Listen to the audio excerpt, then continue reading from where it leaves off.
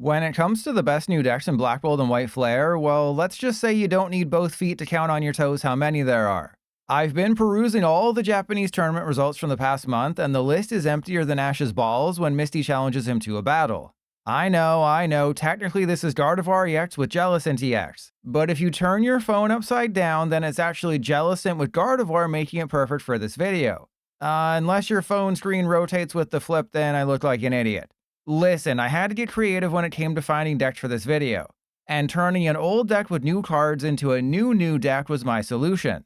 Anyways, despite everyone, including myself, saying Jellicent wasn't necessary in Gardevoir, it's been putting up surprisingly good numbers in Japan, finishing 6th in that major 2,400 player tournament.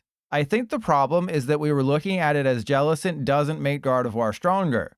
While that's true, what the butt-faced jellyfish does do is make Gardevoir more versatile. You can still play Gardevoir exactly as you used to, annoying the crap out of them with Munkidori. But now you can switch things up and annoy the crap out of them with Jellicent and Munkidori. Put Jellicent in the active, now they can't play items or tools from their hand. That could slow them down for a Timmy turn or two, allowing you either more time to set up or more time to spread damage with Munkidori. Plus, since Frillish has an item locking attack for a single Psychic Energy, you can cut Badoo and still screw up their start. The downside is that Frillish has 80 hit points, putting it out of poppin' range. The upside is that it evolves into Jellicent, meaning you won't have a potentially useless 30 hit point bench sitter towards the end of a game. As you can see from that 6th place list, Klefki has made its way into Gardevoir Jellicent in Japan, while Drifloon is out. Klefki shuts off all basic Pokemon abilities while it's in the active, meaning if you end the turn with Klefki up front, their Munkidori are useless. Same with their Fezandipiti and Mew and Squawkabilly. Essentially, Gardevoir Jellicent is higher skill with a higher level of control, meaning games will take even longer on PTCGL. And when Mystery Garden is out in Mega Evolution, they'll go even longer than that. There's also 2D Evolution, meaning you can devolve your opponent's Pokemon with Jellicent in the active, KO some Pokemon you painted with Munkidori or softened up with Jellicent's attack, and then lock them out of items and tools. If you're looking to counter Jellicent, Fluttermane's an okay choice as it shuts off your opponent's active Pokemon's ability. And Iron Bundle forces them to switch their active, though if they have a second Jellicent, it's useless. Or they might promote Klefki, meaning you have to be very careful when you use Bundle's ability. Don't worry, there's more ways to play Jellicent than just with Gardevoir. Of course, the most popular alternate partner is Frostlass Munkidori. I saw about 10 different variations of this archetype in Japan, so there's plenty of changes you can make. But at least at the start, this is how you want to build the deck. Precious Trolley's the ace-spec to get you off to the best start possible. Should you whiff an energy and can't item lock them with Frillish, use Badoo. Or if the start is horrendous, there's Cleffa. From there, get Jellicent in the active, item and tool lock them, then start monkeying around with Munkidori. Thanks to Crispin, you can power up a Jellicent in one turn, dealing 80 damage, but getting a Darkness Energy on Munkidori first is always super important in this type of deck. Finally, Maractus can trap somebody in the active while you melt away their Pokemon, and Ursaluna is your heavy hitter at the end of a game. Several other options for the deck include Clefairy EX to hit Raging Bolt and Dragapult for weakness, Espathra EX with Hilda and Ignition Energy to really piss them off, Turbo Energize to quickly power up Munkidori, Heroescape Run first stamp as the ace-spec, Fezandipiti to draw cards, and Pokemon League HQ to turn basic heavy deck users feral. Since it's a Pokemon with a harmful ability, Jellicent can work with Alakazam. While Jellicent's wearing a Heroescape and shutting off items and tools, Alakazam is dealing 120 from the bench. This is also where Xatu shines, powering up your attackers and drawing cards, but you shouldn't actually use this combo. Because what's the point of running a Stage 2 Alakazam line that does 120 damage when Jellicent can deal 160? It's much easier to just cut out Alakazam, run Ignition, Xatu, and Lily's Clefairy, and make Jellicent your main attacker. That's exactly what this build does. Based off of a list that won something in Japan, you do the good old item and tool locking while also hoping that your opponent can't one-shot Jellicent. If they do, you're screwed. If they don't, Munkidori spreads damage counters like their cheeks. Gastrodon's also there to shut off bench stage 2 abilities, but I think I'd prefer to run Mew EX as an alternate attacker and maybe one enhanced hammer in addition to the 2 crushing hammer. Speaking of stage 2s, since we won't be getting Psyduck for another couple of months, Dusknoir fits perfectly with Jellicent right now. This is definitely a bare bones list, and it's up to you to bone it until completion. The strategy is that you trolley Duskull and Frillish into play early, item and tool lock quickly, then use Dusclops and Dusknoir in tandem with Devolution to take a lot of early KOs. Clefairy's never a bad idea, especially since you can attack with it using counter gain. But so long as you can Iono them low every turn and prevent them from playing the game, this will get you to Master League. I mean, that's not exactly an impressive feat. I made it to Master League with Hippowdon. In my previous video, I showed off Iron Thorns EX with Tirtouga. Just this past week, someone in Japan paired Tirtouga with Jellicent, and it seems kinda fun. But Jellicent in the active, they're stuck with items in hand. Play Zoroark, now they're going to be inclined to ditch their items, thus powering up Tirtouga, who deals 30 damage for each item in their discard pile. You also have Meddling Memo to really screw them up, forcing them to put their hand on the bottom of their deck, then draw that many cards. Though lack of basics might concern you more than seeing someone wearing socks at the beach, but part of the strategy here is mulliganing as much as possible, then hitting them with Zoroark after they go autopilot and draw a bunch of cards. Yes, it's risky, but it's also a lot of fun when you send their 15-card hand down to a 3-card hand. And what about Steven's Metagross? Well, the Pokemon Company seems to hate it because they gave Mega Mawile EX a double metal attack cost. But that's a problem for Mega Evolution in September. Right now, Cofagrigus does seem like a good partner. Jellicent, meanwhile, is a partner. The Metagross Jellicent list in Japan ran Prime Catcher as the A-spec because your big boys have a 3 retreat cost. But if you want to eat some poffins with your coffins, Heroescape is the best option. Otherwise, the deck seems like an inferior Gardevoir Jellicent. Sure, you might be a little beefier, but the amount of damage you spread with Munkidori goes down, same with the potential attack power of someone like Streamtail is non-existent. Coming in the rear, we have Jellicent with Hydreigon EX. No, not the crappy new Hydreigon EX, the okay old Hydreigon EX. Obsidian is a great attack, dealing 130 to their active and 130 to 2 of their bench Pokemon. Problem is, it costs 4 energy. Use Jellicent to annoy them, Turbo Energize and Crispin to accelerate energy, and Petulant to switch Hydreigon into the active, potentially taking several prizes at once. What I'm trying to do by showing you all these Jellicent variants is getting you excited for the future of the Trust Your Pilot cinematic universe, where I'll hype up a villain for several movies and even an entire season of a TV show and totally won't abandon it in favor of bringing back Robert Downey Jr. Also, it's to prepare you for the Jellyfish takeover. This card's going to be everywhere and you're going to lose a lot of games because of it. While you could argue that Zekrom EX with the Electric isn't a new deck, this is my video and I make the rules. Plus, I already bent the rules by putting Gardevoir Jellicent in this video, so what's one more? And the thing's free on PTCGL until the end of September, meaning they practically forced me to put it in here. To address the Q font in the room, no, the old Electric can't be used in Standard. The reason is because they changed the wording ever so slightly on the Black Bolt one. You see, the Noble Victories copy says Lightning Energy in its ability, while the new one says Basic Lightning Energy. It's minute, but ultimately it means you have to get your feet on the Black Bolt one if you want to play it in a deck. Okay, not too long ago, Miraidon EX with Flaffy was a top deck. Then Flaffy rotated. Electric Generator helped fill that hole, but then Miraidon's best attackers rotated. With Black Bolt and White Flare, Flaffy's back in the shape of Electric, and a heavy hitter returns with Zekrom. Electric accelerates 1 lightning energy from the discard pile to any one of your bench Pokemon.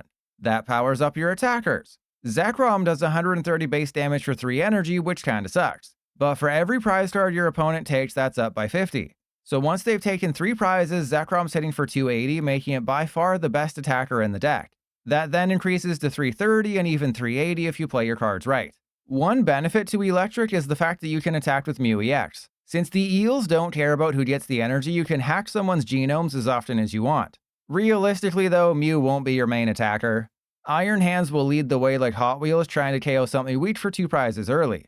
And a card you'll be seeing much more of is Zeraora from Destined Rivals. For 3 lightning energy, it does 210 damage to a bench Pokemon EX at the cost of discarding all energy. That's enough to one-shot Squawkabilly, Mew, Fezandipiti, and Latias, but not Teal-Masked Ogerpon because the stupid thing has a built-in bench barrier. One downside is Tynamo.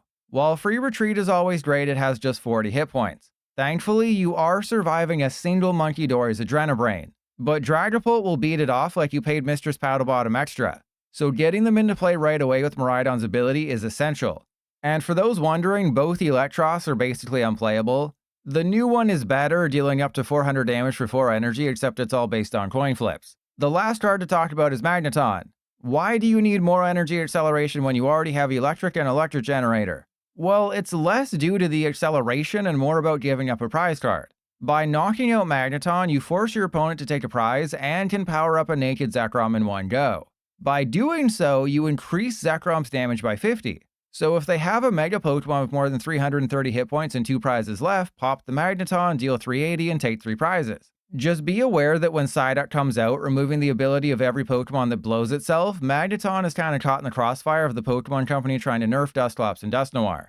Looking at this first list, what I will say is that Japanese players have opted for a single copy of Zekrom EX lately rather than 2. But they high roll things in Japan, so don't fall for their trickery. That's what PTCGL wants you to do. Overall, it's straightforward. Use Miraidon to get your Lightning basics, every non-Lightning Pokemon to draw you cards, and Electric plus Generator to get energy into play. And when the time is right, blow up Magneton and boost Zekrom's power. There's a bunch of other ways to build Zekrom Electric. This one uses Area 0. Pikachu EX will never attack, but that's fine. And there is just one copy of Zekrom. Disregard what I said earlier. If you're able to take 2 prizes quickly with Iron Hands, you'll definitely get Zekrom off the prizes if it decides to hide from you. Or how about a Joltik build? Pikachu discards 3 energy from itself upon attacking, which Electric can accelerate back into play. Plus, this lets you run Galvantula and Iron Leaves EX to hit anything with a grass weakness super hard. What old Miraidon players will discover is that there's an insane amount of techs to try out now. Gravity Mountain brings Stage 2s closer to one-shot range. Academy at Night puts an energy on top of the deck for Jenny. Town Store grabs a tool, and Cycling Road discards an energy while drawing a card. On the Pokemon side, Iron Thorns EX blocks Jellicent's ability. Iron Bundle, meanwhile, sends Jellicent to the bench, potentially unlocking your items and tools again. Tapu Koko EX might be able to buy you a turn if you're struggling to get set up. And thanks to Electric, Blood Moon or Saluna can attack much earlier than it realistically should. If you take anything from this section of the video, it's that Miraidon is absolutely back and there's multiple ways to play it. Based on what's been happening in Japan, the best way to utilize Reshiram EX is by throwing a copy into Ho-Oh Armarouge. But I need to have a certain number of brand new decks in this video to fulfill the quota in the title so people don't get mad at me for clickbait. But at least it's free to everyone who logs into TCG Live before September 25th. So that's something. Basically, Reshiram Emboar is a much slower version of Zekrom Electric. The Lightning Boys can attack turn 1 thanks to Generator, have Miraidon to set up Dynamo, and then use Electric to keep pumping energy into play turn 2 and later. Reshiram has to wait until at least turn 2, where the Stage 2 Emboar has to be down in order for anything to happen. And it's worse compared to Chien-Pao Baxcalibur because there's no Fire-type Pokemon as good as Chien-Pao who can deal 360 damage throughout the game. Yet Reshiram's the 3rd best new deck in Black Gold and White Flare, which is kinda really sad. Now that you're sufficiently bummed like a pancake when Snorlax pulverizes it, the way to play Reshiram Emboar is by adapting a Chien-Pao Baxcalibur list. Your main attackers are Reshiram, Iron Hands, Gouging Fire, Regigigas, and Mew EX. In a different era, this would be considered good. Nowadays, this is probably a D tier deck.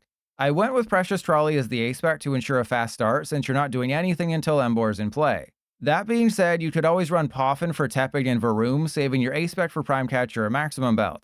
Aside from not having one-hit KO power early, the issues here include Emboar having a 4 retreat cost, meaning Air Balloon can't retreat it like it does Baxcalibur. The benefit is that you're not churning through nearly as much energy, so you don't rely as heavily on retrievals. I thought maybe you could turn Emboar Reshiram into a single prize deck, but it's missing a really good attacker, and the ones you can pick from seem to have a 3 or 4 retreat cost, meaning Air Balloon's useless if someone gets trapped. Still, Torkoal is good if you get lucky on coin flips, dealing 80 damage for each heads based on the number of energy attached to it. Turtonator does take 4 energy, but with a Brave Bangle it's hitting 210. And Baby Gouging Fire hits for 170 once they've taken 2 prizes. Honestly, you're probably just better off focusing on Torkoal with 1 Reggie and 1 Reshi with a bit more energy recovery. Instead of me complaining again about how bad Black Gold and White Flare are as sets, let's move on to the next disappointing deck. Because I was dragging my feet across lakes of foot lotion, I made my road decks video before my new decks video. I saved Zoroark for this one, but as time passed, I kinda realized that it's not a best new deck. But like that time I got stuck in a vacuum, it's too late to rectify my mistake. So here we are.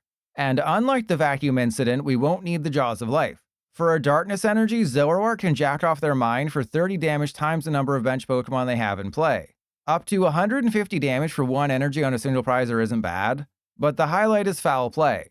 Attach an Ignition Energy or Reversal Energy, now you can copy any attack if they're active. The worst are going to be Raging Bolt, Golden Doe, and Typhlosion, while Grimmsnarl, Gardevoir since you can hit it for weakness, and Dragapult aren't too bad. Except for the fact that Dragapult is always bad for single prize decks, especially since we aren't getting Psyduck until Mega Evolution in September. Only one list featuring Zoroark has done anything in Japan. It included Frostlass Munkidori plus Reversal. Since I want to focus on the new cards, I went with 2 Ignition and 1 Reversal. Yes, you have to discard Ignition at the end of your turn, but you don't have to worry about being behind on prizes. Ironically, it's actually a bad thing that Zoroark attacks for a Darkness Energy because it means Crispin can't power it and Munkidori up on the same turn. Ultimately, as hyped as I was for Zoroark a few weeks ago, seeing it in its final form has me whelmed. I'll definitely devote an entire stream to this thing, but like when I wanted to increase the suction on my vacuum, it's going to take some tinkering. Simply to have 5 sections in this video, I'll highlight Serperior EX last. Despite how not great it is, the sneaky snake has won a whopping 2 shop tournaments in Japan, featuring a respectable 320 hit points on a stage 2 while hitting for a grass weakness. Serperior's ability boosts the damage of all your Pokemon by 20 and it stacks. Unfortunately, Grass Order should be called Ass Order because it only does 150 base damage for 1 grass and 3 colorless. While it does also grab any 3 cards from deck, your opponent can just Iono them away, making you hate snakes more than Indiana Jones. It looks like the best partner for Serperior is Yanmega EX. The Dragonfly accelerates energy onto itself, deals 210 base, and can move that energy to Serperior. You may want Experience Share or Energy Switch for when your opponent countercatchers whoever you gave the energy to, but if they stumble for a turn, you can definitely do some things with this. It's just that if this were any other set, I probably wouldn't even include Serperior in my Road Decks video. 4 energy for 150 damage is rarely, if ever, worth it. And we have other damage boosters in Lilligant, Kingambit, and Stelladur GX who are arguably better. I promise this won't be the last time I say Black Bolt and White Flare suck. Out of 172 cards, Jellicent and Zekrom are the only 2 new decks that will truly impact Standard. One nice thing is that Zekrom and Reshiram will both be free when the new Battle Pass goes live on Thursday. And one terrible thing is that Jellicent will be free for 2 weeks in the middle of August during Worlds.